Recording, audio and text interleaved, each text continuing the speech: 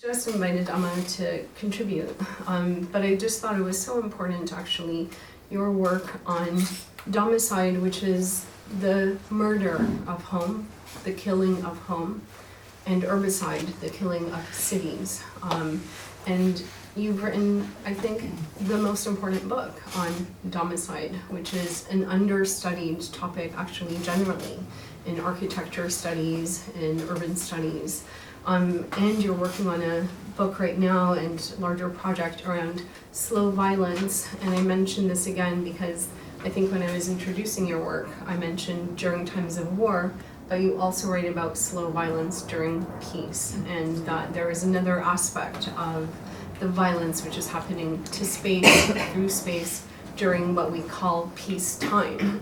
And that I thought linked very much to what Nathalie said about the end of the civil war officially in Lebanon in 1990, but then there was another kind of form of that and continuation of that and other forms, of violence which are putting pressure on what is home, what is refuge, who has access to that. So Ammar, maybe you could also either respond if you wish or give us an introduction to some of your research and how you've done your research on this topic. Thank you. Thanks everyone for coming, and thank you so much for the great installation and for the music. Just want to ask if you could raise your hand if you have ever moved from your home city. Can you drop some names of the city that you left if you're comfortable with? Burgos. Istanbul. Mumbai. Okay, amazing. So many of us, almost I think all of us, has anyone never moved? So all of us have moved. So everyone in this space has moved from their hometown, and I think all of us, when we move from our home, we think about our home differently because we see it from the outside. Maybe we would over-romanticize what home is for us, and we would feel like, my goodness, like I really miss this great city that I left behind. Maybe I was depressed back home. But maybe when I return, the question of home is different because I feel like I'm in between these different spaces. So all of us have lived away from our home. But what's the difference that I always say between a migrant and a refugee is the inability to return home. Even if my home was, let's say, in ruins, many people like around the world cannot return even to the ruins of their homes, to the destroyed villages and towns and cities. So that creates this sense of heartache and this sense of grief and mourning that we are unable to return even to to see the people that we left behind. So for me, I started working on this question of domicide, which comes from the word domus, which means home in Latin, and side is the killing. So it's similar to genocide and suicide, for instance. So the killing of. And then I was looking at not only the destruction of the physical home. So in Syria, for instance, the war started in 2011. It created around 14 million people who are displaced from their homes inside the country and outside the country. But also it led to the mass destruction of cities. So in my city, which is called Homs, it's between Damascus and Aleppo. Since 2011, more than half of the neighborhoods have been heavily destroyed. So I never returned since 2011, so I'm always feeling, my goodness, almost every day there's this question of like, would I be ever able to return? What does home mean to me?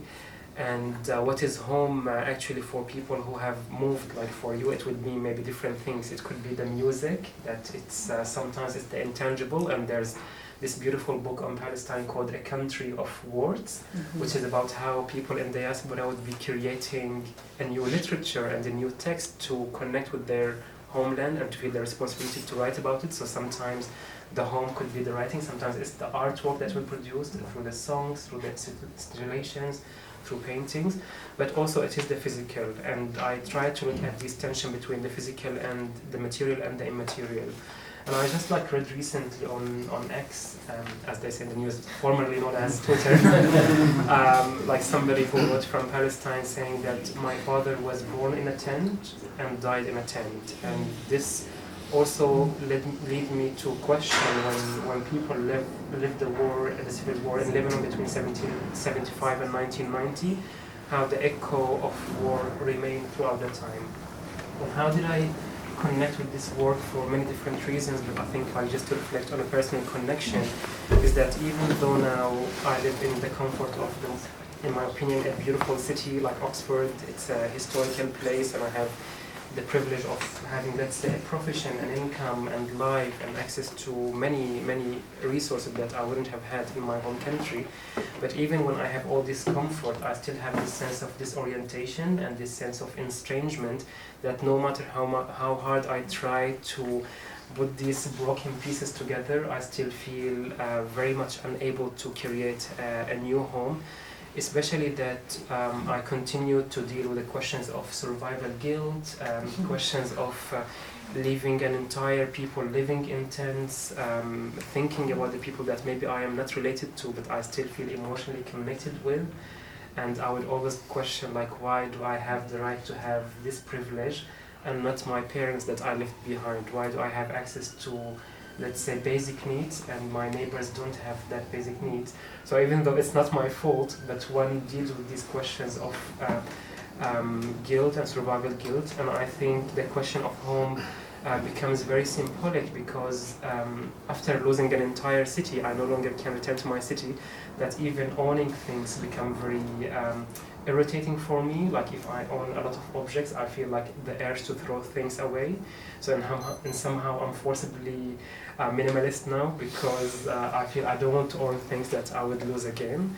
And that's why the term that I entered today on the launch was also a space that it's so abstract and somehow it's so empty, but in somehow it also made me think that home is beyond just the physical, and home is also the rituals and maybe the sounds, the memories that we have, you know, the love that we share, and it's definitely priceless to be bought in objects or to say, oh, I have now a new home and a new profession, that I am now home again. So all these questions of the making and unmaking of home, I think it's so powerfully narrated in your work and in the music you make. And yeah, these are some of the reflections. And just to say that sometimes people, like, Syria has turned from the news headlines into a forgotten war, and people even say that Ukraine there's a war fatigue, which stopped only 2 years ago.